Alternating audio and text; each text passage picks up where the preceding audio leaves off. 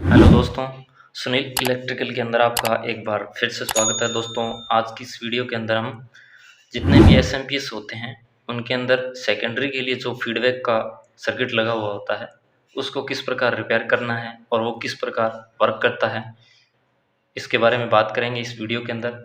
SMPS चाहे कोई भी है, चाहे वो डीटीएच का एसएमपीएस है, चाहे वो कोई चार्जर अडेप्टर है, चाहे कोई वो डिश टीवी का या किसी भी चीज़ का एसएमपीएस है, सबके अंदर ये सिस्टम लगा हुआ होता है और सभी का वर्क भी है वो एक ही टाइप से होता है। कई बार दोस्तों होता क्या है कि एसएमपीएस के अंदर हम सभी कंपोनेंट को हमने टेस्ट कर लिया है और कोई भी कंपोनेंट है वो ख़राब नहीं है, सारा बिल्कुल ओके है, लेकिन फीडबैक सेक्शन के अंदर दिक्कत होने से आउटपुट जो निकालता है वो बहुत ही कम होती है, जिससे हमारा आगे का जो सर्किट है वो नहीं चल पाता। ज़्यादातर तो ये होता है कि अगर फीडबैक सेक्शन के अंदर दिक्कत है तो वो आउटपुट वोल्टेज है बहुत ही कम निकालेगा लेकिन बहुत कम निकालेगा। तो जैसे ये डीटीएच का एसएमपीएस है, इसके अंदर फीडबैक का जो सर्किट है वो ये है, ये वाला सर्किट है वो फीडबैक का सर्किट है। सेकेंडरी के लिए, प्राइमरी के लिए फीडबैक का सर्किट अलग है, लेकिन ये सेकेंडरी के लिए, सेकेंडरी के अंदर वोल्टेज बनी है या नहीं बनी इसकी फीडबैक भेजने का काम है वो ये करता है, जो इस आईसी को फीडबैक भेजता है।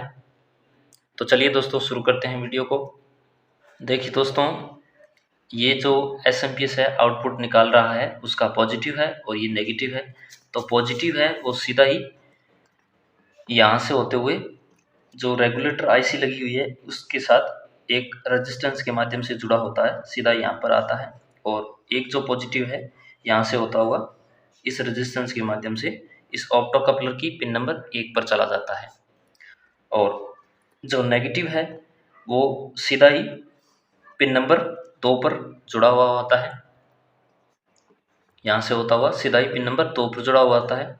और एक रेजिस्टेंस लगी हुई है पिन नंबर 1 के साथ, ये रेजिस्टेंस लगी हुई है और ये यहाँ से होती हुई इस रेजिस्टेंस, ये यहाँ से होती हुई इस नेगेटिव के साथ ही कनेक्ट है। दोस्तों एक बात बता देता हूँ जो पिछली वीडियो में मैंने बताई थी, ये जो रेजिस्टेंस होती है इसकी वैल्यू को चेंज करके हम एसएमपीएस की आउटपुट वोल्टेज को चेंज भी कर सकते हैं। लेकिन चेंज करने के लिए देखिए दोस्तों, ये एसएमपीएस है, इसके अंदर जो लगी हुई है डीटीएच का एसएमपीएस है, इसके अंदर R5 की जो रेजिस्टेंस लगी हुई है इसकी वैल्यू को चेंज करके हम इसके आउटपुट वोल्टेज को चेंज कर सकते हैं। लेकिन इनके साथ अगर वोल्टेज बढ़ा रहे हैं तो ये कैपेसिटर भी है, उस वोल्टेज के हिसाब से हमें चेंज करने होंगे और जितनी भी वोल्टेज हम आउटपुट में लेना चाह रहे हैं उसके डबल कैपेसिटर लगे होने चाहिए, तभी ये सही ढंग से वर्क कर पाएगा दोस्तों।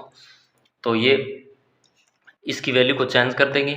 और इसकी जो पिन नंबर 3 है, पिन नंबर 3 ऑप्टो कपलर की पिन नंबर 2 से जुड़ी हुई होती है।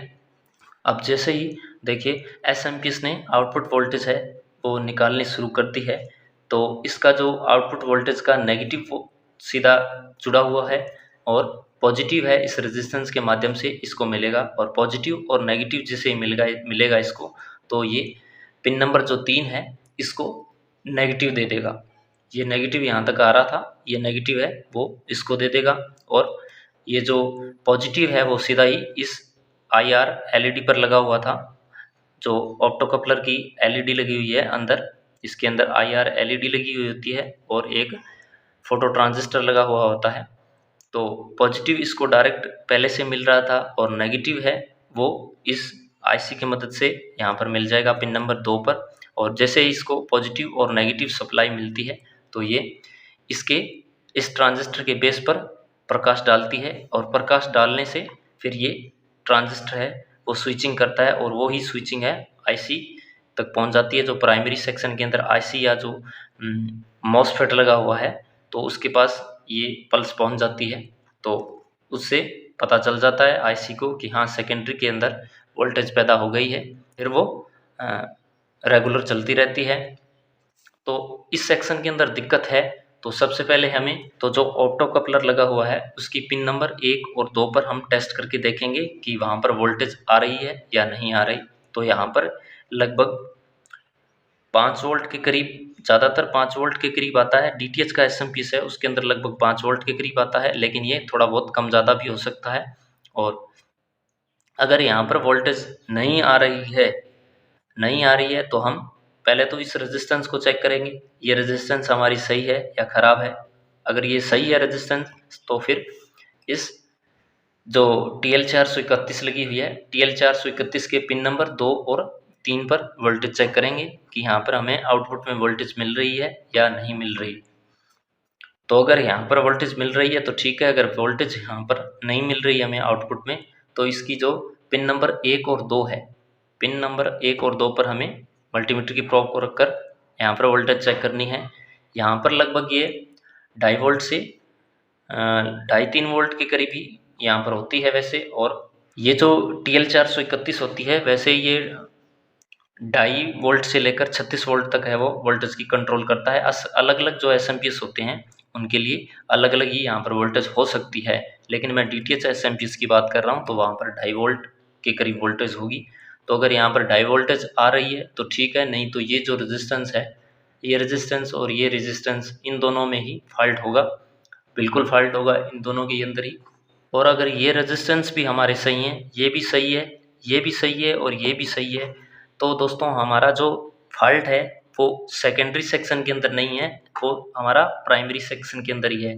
क्योंकि अगर सेकेंडरी के अंदर फॉल्ट होता तो यहाँ पर हमें वोल्टेज ज़रूर मिलती, लेकिन यहाँ पर हमें वोल्टेज ही नहीं मिल रही है, कोई भी वोल्टेज नहीं मिल रही है, बिल्कुल ही यहाँ पर वोल्टेज नहीं आ रही, तो फिर वो प्राइमरी सेक्शन के अंदर दिक्कत होगी। अगर सेकेंडरी के अंदर दिक्कत होती तो वो इससे सही हो जाता, फिर हमें प्राइमरी सेक्शन चेक करने की ज़रूरत है।